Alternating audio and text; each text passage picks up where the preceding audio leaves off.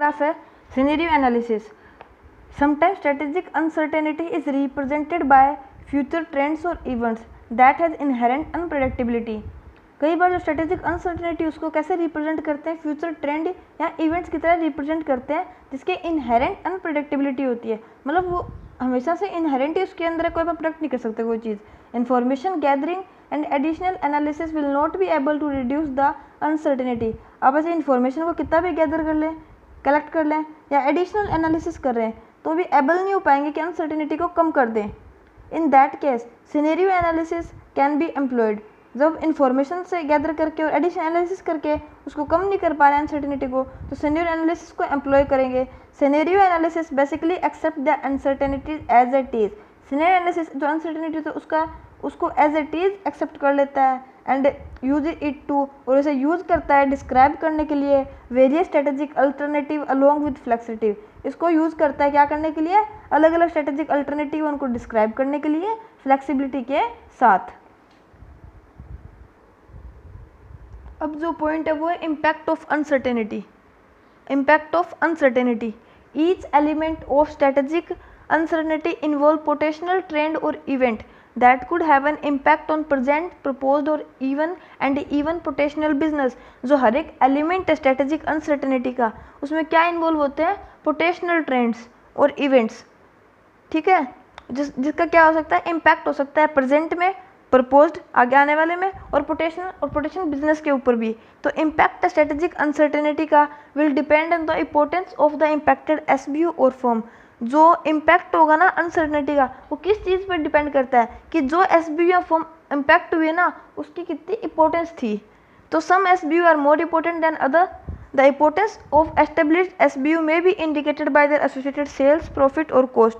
जो एस्टेब्लिश जो क्या थी, जो इम्पोर्टेंस होती है एस्टेब्लिश एसबीयू की, मतलब जो एस्टेब्लिश्ड एसबीयू उसकी जो इंपॉर्टेंस होती है वो कैसे इंडिकेट कर सकते हैं, उसके एसोसिएटेड सेल्स कितनी थी, प्रॉफिट कितना था और कॉस्ट कितनी थी। However such measure might need to be supplemented for potential growth as present sales, profit और कॉस्ट में not reflect the true value. लेकिन ये जो मेजर्स है ना ये कंप्लीट होनी चाहिए, might need to be supplemented. अगर पोटेंशियल ग्रोथ के लिए जैसे कि एज प्रेजेंट सेल्स कंप्लीट होने चाहिए, क्योंकि रिफ्लेक्ट नहीं कर सकते ट्रू वैल्यू। ये क्वेश्चन है ना कॉर्पोरेट प्लानिंग का, स्ट्रेटेजिक प्लानिंग और ऑपरेशनल प्लानिंग। ये शायद इस बार आरटीपी मई 22 में डिफरेंस पूछा है इस क्वेश्चन का, स्ट्रेटेजिक प्लानिंग और ऑपरेशन प्लानिंग में। तो पहले कैरेक्टरिस्टिक्स ऑफ स्ट्रेटेजिक प्लानिंग देखते हैं। Strategic planning saves the organisation and its resources. जो स्ट्रेटेजिक प्लानिंग है वो क्या करती है, ऑर्गेनाइजेशन को और इसके रिसोर्सेज को भी सेव दे देती है। और जो assess the impact of environmental variable, और चेक करती है वे एनवायरमेंट के जो भी वेरिएबल है ना इनका इम्पैक्ट क्या है। Assess the impact of environmental variable, take a holistic view of the organisation का होलिस्टिक व्यू लेती है ये। Develop overall objective and strategy, develop करती है ओवरऑल ऑब्जेक्टिव्स और स्ट्रेटजीज, मतलब पूरे ऑब्जेक्टिव को डेवलप करती है और स्ट्रेटजीज को। ठीक है, और in concern with the long term success of the organisation, और किसके साथ कंसर्न होती है, ऑर्गेनाइजेशन की लॉन्ग टर्म सक्सेस के साथ कंसर्न होती है। और क्या है ये सीनियर मैनेजर की रिस्पॉन्सिबिलिटी है। कौन से मैनेजर की, सीनियर मैनेजर की। तो ये सारी कैरेक्टरिस्टिक्स है स्ट्रेटेजिक प्लानिंग की, इन्हीं को अपन डिफरेंस के वे में प्रेजेंट कर देंगे। अब characteristics of operational planning. Operational planning किसके साथ डील करता है, deal with current deployment of resources. भी अपने को डिप्लॉय कैसे करना है, ठीक है, मतलब डिप्लॉयमेंट असाइन वगैरह या कैसे निकालना है रिसोर्सेज को। तो develop tactics rather than strategy, ये कुछ टैक्टिक्स होते हैं, टेक्निक्स होती है उनको यूज़ करते हैं ना कि स्ट्रेटेजी को। और जो पहले वाला था स्ट्रेटेजिक प्लानिंग वो स्ट्रेटेजी को यूज़ कर रहा था। और जो project current operation into the future, ये प्रोजेक्ट करता है करंट ऑपरेशन को फ्यूचर में, और makes modification to the business function but not fundamental changes. ये मॉडिफिकेशन करता है बिजनेस के फंक्शन में लेकिन फंडामेंटल चेंजेस में नहीं करता है मॉडिफिकेशन। ठीक है, और ये रिस्पॉन्सिबिलिटी फंक्शनल मैनेजर की है, और वो किसकी थी, सीनियर मैनेजमेंट की रिस्पॉन्सिबिलिटी थी, और ये फंक्शनल मैनेजर की रिस्पॉन्सिबिलिटी है। तो पहले लास्ट वाला तो डिफरेंस हो ही रहा है। और ये क्या करते हैं, develop overall objective and strategy, और ये क्या करते हैं, develop tactic rather than strategy. तो ऐसे इनको क्रॉस मैच करके आप डिफरेंस बना सकते हैं। अब जो नेक्स्ट टॉपिक है वो है strategic decision making.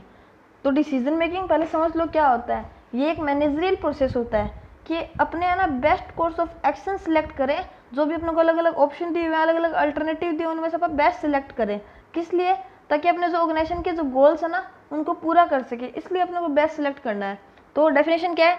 Decision making is a managerial process of selecting the best course of action out of several alternative course for the purpose of accomplishment of organization goals. फिर according to George and Gluck वो क्या बोलते हैं? Strategic decision include encompass है include the definition of business. किसकी definition include होती है strategic decision में? बिजनेस की, प्रोडक्ट की, definition of business, product to be handled, product जिसे हमें हैंडल करना है, market to be served, market जिसे हमें सर्व करना है, फंक्शन जो कि हमें परफॉर्म करना है, फंक्शन टू बी परफॉर्म्ड, और major policies and major policies जो हमें ऑर्गेनाइजेशन के लिए चाहिए होती है to execute these decision to achieve the strategic objective. तो strategic decision include the definition of business, product to be handled, market to be served, function to be performed and major policies needed for the execution of this decision to execute this decision to achieve strategic objective. अब जो next topic है वो dimension of strategic decision, major dimension of strategic decision. जो first है वो है strategic decision require top management involvement. इसके अंदर क्या है? Strategic decision involve thinking in totality of the organisation. इसमें क्या इन्वॉल्व होता है कि अपने ऑर्गेनाइजेशन के बारे में पूरी टोटलिटी, पूरी तरह से सोचे, ठीक है।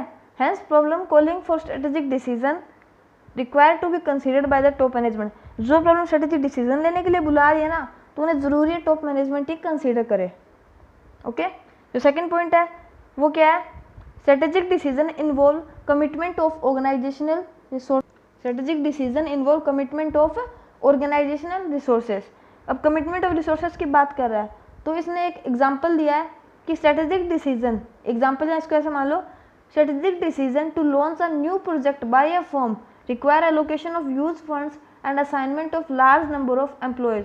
एक स्ट्रेटेजिक डिसीजन है कि नया प्रोजेक्ट लॉन्च करेंगे, फर्म ने लिया है, तो उसे क्या चाहिएगा?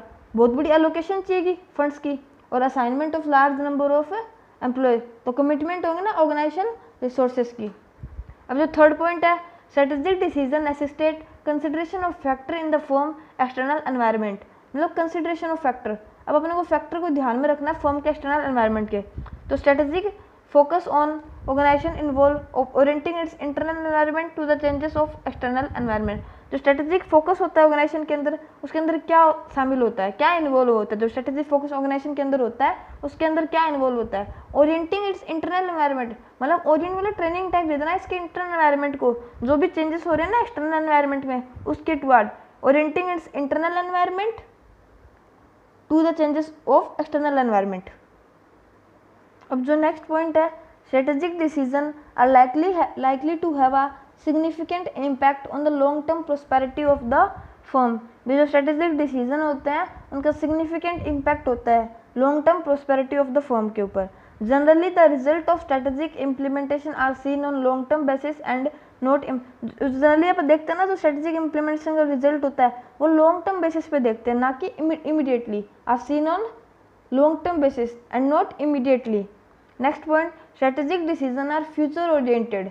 तो strategic decision involve predicting the future environmental condition. Strategic thinking में क्या इन्वॉल्व होता है कि आप प्रोडिक्ट, मतलब एस्टिमेशन या फिर वो अनुमान लगाते हैं ना फ्यूचर एनवायरमेंट कंडीशन का, वो इन्वॉल्व होता है। And how to orient for the change, और कैसे हमें ट्रेनिंग लेनी है, कैसे ओरिएंट करना है चेंज कंडीशन के लिए। तो इसमें किसमें इंक्लूड है? फ्यूचर ओरिएंटेड वाले में strategic decision are future oriented. और जो लॉन्ग टर्म प्रोस्पेरिटी वाला था ना उसमें वो किसकी बात कर रहा था? स्ट्रेटेजिक इम्प्लीमेंटेशन की, कि वो are seen on long term basis not immediately, ठीक है, लॉन्ग टर्म बेसिस। और जो फ्यूचर ओरिएंटेड वाला है ना उसको किसकी बात कर रहा है? Involve production of future environmental condition, predicting the future environment condition and how to orient for the change condition. जो लास्ट पॉइंट है वो है strategic decision usually have major multi functional और मल्टी बिजनेस कॉन्सिक्वेंसेज। जो strategic decision होते हैं ना उनका यूजुअली मल्टी फंक्शनल और मल्टी बिजनेस कॉन्सिक्वेंस होते हैं as they involve organisation the totality, क्योंकि वो ऑर्गेनाइजेशन में टोटलिटी में इन्वॉल्व होते हैं, तो they affect different section of the organisation with varying degree. तो वो ऑर्गेनाइजेशन है ना उसके अलग अलग सेक्शन को अफेक्ट करते हैं अलग अलग डिग्री के साथ।